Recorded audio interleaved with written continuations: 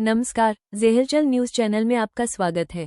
दिल्ली के जंतर मंतर पर प्रदर्शन के दौरान प्रधानमंत्री नरेंद्र मोदी के खिलाफ अभद्र भाषा का इस्तेमाल करने के आरोप में 25 वर्षीय रुचिका सिंह के खिलाफ एफआईआर दर्ज की गई है। सुप्रीम कोर्ट की अधिवक्ता स्मृति सिंह की शिकायत पर नोएडा के एक्सप्रेसवे पुलिस स्टेशन में बीएनएस की धारा 352, 353 और 356 के तहत 0 एफआईआर दर्ज की गई है।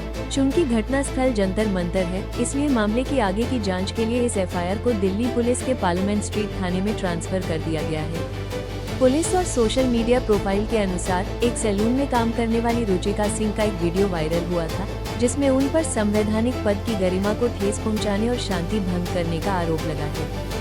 मोरक्को से स्पेनिश क्षेत्र सेउटा में प्रवेश करने की कोशिश कर रहे हजारों प्रवासियों के कारण स्थिति बेहद तनावपूर्ण और बेकाबू हो गई है, जिसमें कम से कम 10 लोगों की मौत हो चुकी है। रिपोर्ट के मुताबिक गुरुवार को सैकड़ों लोग ऊंची बाढ़ फांदकर और समुद्र के रास्ते तैरकर स्पेनिश तट पर पहुंचने की कोशिश करते देखे गए। इस बड़े संकट और स्थानीय प्रशासन के हाथ पांव फूलने के बाद स्पेन सरकार ने स्थिति पर काबू पाने और सुरक्षा व्यवस्था सख्त करने के लिए सेना की टुकड़ियों को तैनात कर दिया है। नेपाल के प्रसिद्ध पर्वतारोही निर्मल पोर्जा और उनकी 10 सदस्यीय अंतर्राष्ट्रीय टीम पाकिस्तान की 8,047 मीटर ऊंची ब्रॉड पीक पर आए भीषण हिमस्खलन के बाद से लापता हो गई है। ये हादसा गुरुवार दोपहर काराकोरम पर्वत श्रृंखला में हुआ, जिसके बाद से टीम के सदस्यों, जिनमें नेपाल, अमेरिका, चीन, ओमान और पाकिस्तान के पर्वतारोही शामिल हैं, से संपर्क टूट गया है। हालांकि निर्मल पोर्जा के जीपीएस ट्रैकिंग डिवाइस में लगातार लोकेशन परिवर्तन और हलचल दर्ज की गई है, जिससे उनके जीवित होने की उम्मीद जगी है। पाकिस्तान अल्पाइन क्लब और स्थानीय अधिकारियों ने बेस कैंप से जमीनी खोज शुरू कर दी है और मौसम में सुधार होते ही हेलीकॉप्टर के जरिए हवाई रेस्क्यू ऑपरेशन शुरू करने की तैयारी है। राष्ट्रमंडल खेल 2026 में 31 जुलाई को भारतीय दल के लिए एक बड़ा दिन है, जिसकी अगुवाई ओलंपिक चैंपियन नीरज चोपड़ा पुरुषों के भाला फेंक फाइनल में स्वर्ण पदक के लिए करेंगे।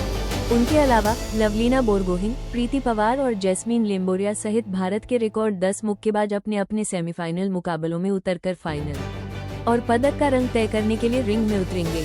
एथलेटिक्स में तेजस्विन शंकर डेकाथलॉन स्पर्धाओं में प्रतिस्पर्धा करेंगे, जबकि जूडो, ट्रैक साइकिलिंग और लॉन बॉलर्स में भी भारतीय एथलीट अपनी चुनौती पेश करेंगे।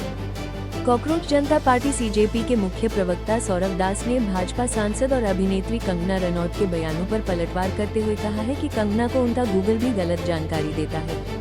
कंगना ने सोशल मीडिया पोस्ट में सौरभ दास पर निशाना साधते हुए कहा था कि उन्होंने गूगल पर सर्च किया तो पता चला कि वे 28 साल के हैं, फिर भी खुद को छात्र बता रहे हैं और इस उम्र में वे 2 नेशनल अवार्ड जीत चुकी थी। इस पर जवाब देते हुए सौरभ दास ने कहा कि वे 28 नहीं बल्कि 27 साल के हैं और पेशे से पत्रकार हैं, छात्र नहीं। उन्होंने कहा कि उन्होंने कभी एक्टिव छात्र होने का दावा नहीं किया।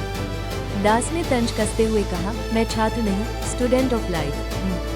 कंगना जी को भी लाइफ का स्टूडेंट बनना चाहिए, क्योंकि उम्र भले ही ज्यादा हो जाए, लेकिन अगर इंसान सीखता नहीं है तो समझदारी नहीं आती। पूरी खबर पढ़ें ज़ेहलचल पर लाइक, शेयर और फॉलो करें। जय हिंद।